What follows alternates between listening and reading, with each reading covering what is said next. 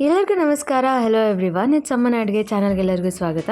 ಇವತ್ತು ನಮ್ಮ ಮನೆಯಲ್ಲಿ ನಮ್ಮಮ್ಮ ರವೆ ಇಡ್ಲಿ ಮಾಡ್ತಾ ಇದ್ದಾರೆ. ಅದನ್ನು ಹೇಗೆ ಮಾಡ್ತಾರೆ ಅಂತ ನೋಡೋಣ ಬನ್ನಿ. ರವೆ ಇಡ್ಲಿ ಮಾಡ್ತಾಯಿದ್ದೀನಿ. ಒಂದು 2.5 ಸ್ಪೂನ್ ಎಣ್ಣೆ ಹಾಕ್ತಾಯಿದ್ದೀನಿ. ಒಂದು ಅರ್ಧ ಟೀ ಸ್ಪೂನ್ ಕಡಲೆಬೇಳೆ ಹಾಕಿದ್ದೀನಿ.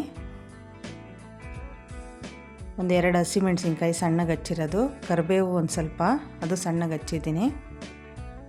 ಒಂದು ಸ್ವಲ್ಪ ಸಾಸಿವೆ ಹಾಕಿದ್ದೀನಿ. 1.5 ಲೋಟ ರವೆ ಹಾಕಿದ್ದೀನಿ.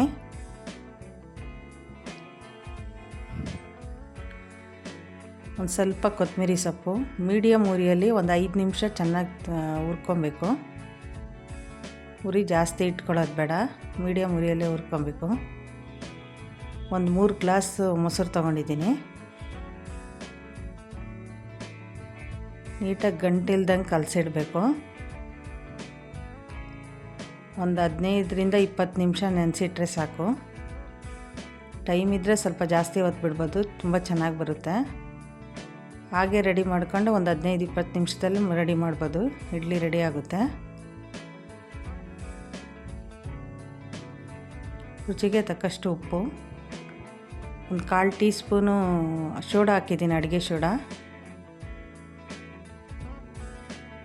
ಜಾಸ್ತಿ ನೀರು ಹಾಕೋದು ಬೇಡ.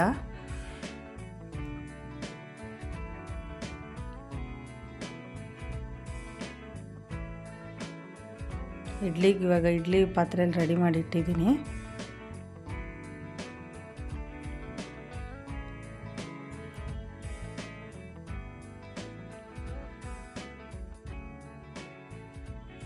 ಇಡ್ಲಿ ಜೊತೆ ಕಾಯಿ ಚಟ್ನಿ ಮಾಡಿದ್ದೀನಿ. ರವೆ ಇಡ್ಲಿ ಅಂತೂ ತುಂಬ ರುಚಿಯಾಗಿತ್ತು. ತುಂಬ ಮೃದುವಾಗಿ, ತುಂಬ ಲೈಟಾಗಿ, ತುಂಬ ಟೇಸ್ಟಿಯಾಗಿತ್ತು. ಮತ್ತು ತುಂಬ ಜಲ್ದಿ ಮಾಡ್ಕೊಬೋದಾದಂಥ ಒಂದು ರೆಸಿಪಿ ಇದು. ತುಂಬ ಹೆಲ್ದಿಯಾದ ಒಂದು ರೆಸಿಪಿ ಇದು.